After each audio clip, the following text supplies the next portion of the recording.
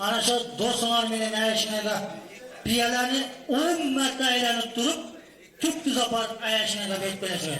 Hoşçakal.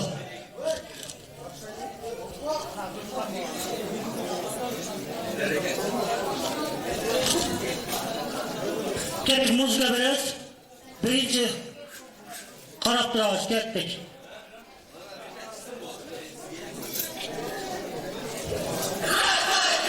Gitti. Kolu koyuyoruz bir yere. 2 3 4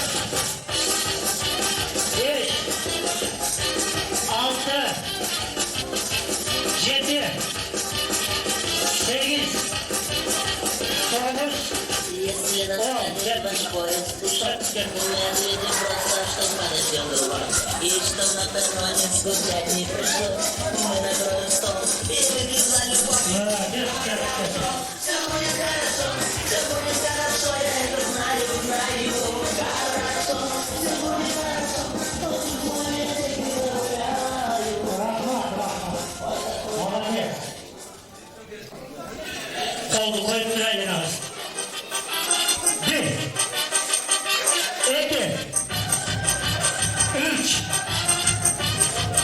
4 5 6 7 8 9 10 çektik. Kalk bakalım. медлить просто, что смотрит голова.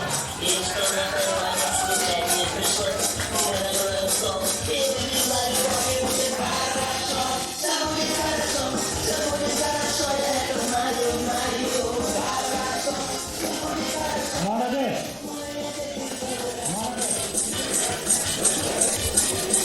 Gitti muzga.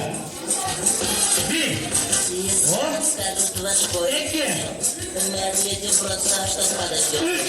И что на перроне скучать не пришлось, 4 мы на Kalk basmayın ağız. и выпьем за любовь. И 5 все будет хорошо, 6 я это знаю, 7 все будет хорошо, 8 10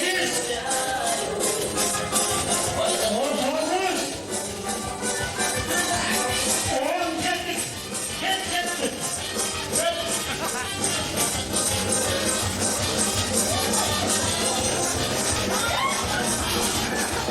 если вам трамвай, мы все прямо перемещи.